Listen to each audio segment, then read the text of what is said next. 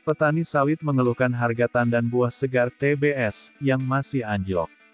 Serikat Petani Kelapa Sawit (SPKS) merilis harga TBS akibat efek domino pelarangan ekspor CPO dan turunannya pada 28 April 22 Mei tahun 2022 turun ke bawah Rp1.000 per kilogram. Per tanggal 26 Juni tahun 2022, harga TBS di 10 provinsi wilayah anggota SPKS berkisar Rp500 sampai Rp1,070 per kilogram. Ketua Bidang Organisasi dan Anggota SPKS, Sabarudin mengatakan, harga TBS petani sawit swadaya seluruh Indonesia dalam sepekan terakhir turun Rp100 sampai Rp200 per kilogram setiap hari. Saat ini hitungan kami di SPKS petani mengalami kerugian sekitar Rp1.500.000 Rp2 per H per bulan.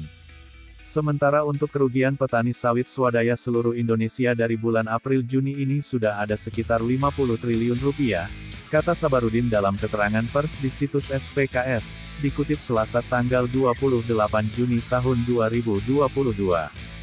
Data Gabungan Pengusaha Kelapa Sawit Indonesia, GAPKI, menunjukkan ekspor minyak sawit nasional pada April tahun 2022 turun jadi 2,089 juta dibandingkan April tahun 2021 yang mencapai 2,636 juta ton.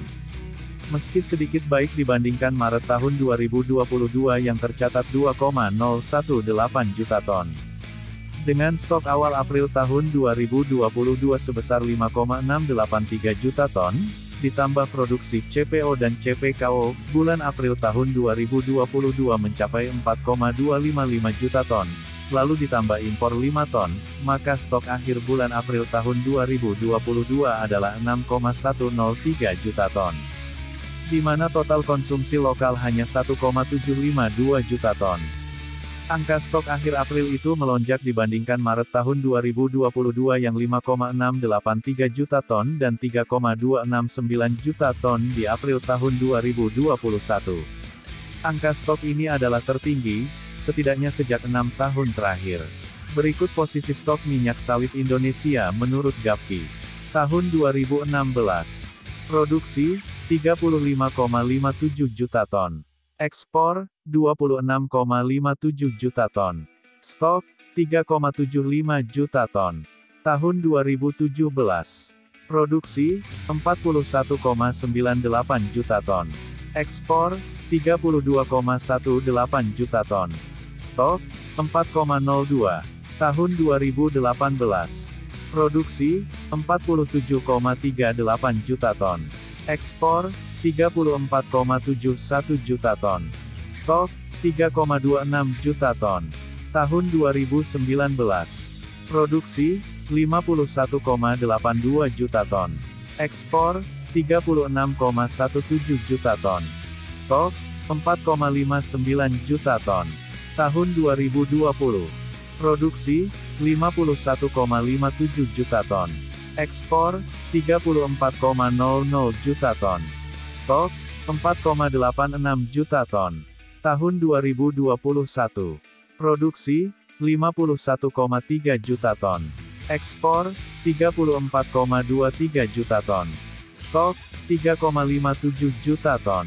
Tahun 2022, per April tahun 2022. Produksi, 16,46 juta ton.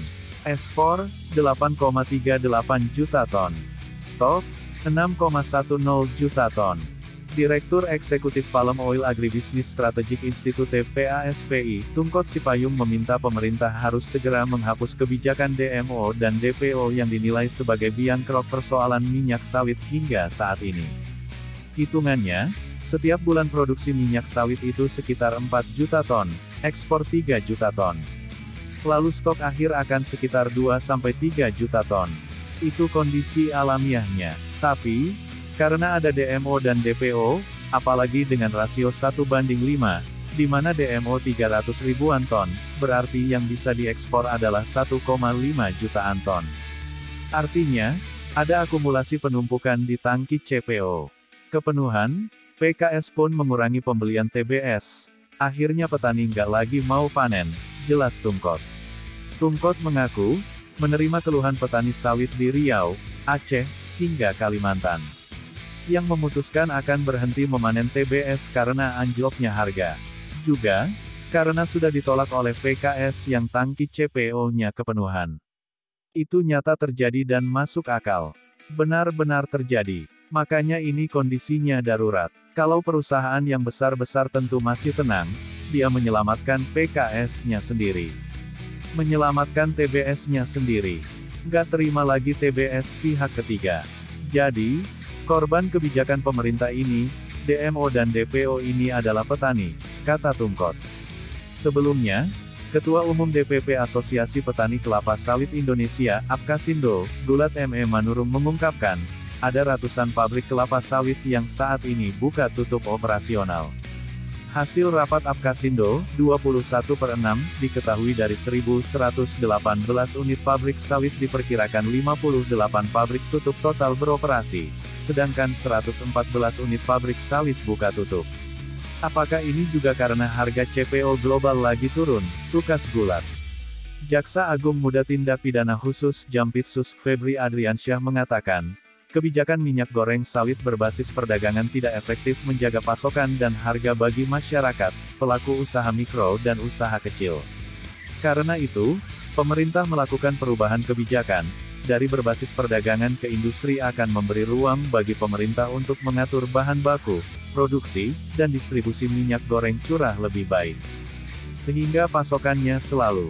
Yang menjadi perhatian kita adalah sejak tahun 2015 sampai dengan akhir tahun 2021, perolehan dana pungutan ekspor BPD PKS mencapai sekitar Rp139,2 triliun.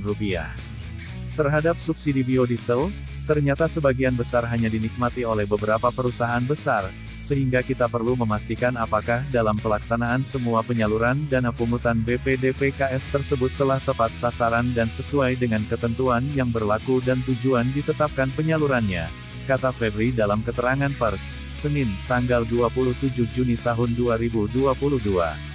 Sementara itu, Kejaksaan Agung bersama BPKP pun telah menandatangani kerjasama menandai dimulainya audit sawit di Indonesia.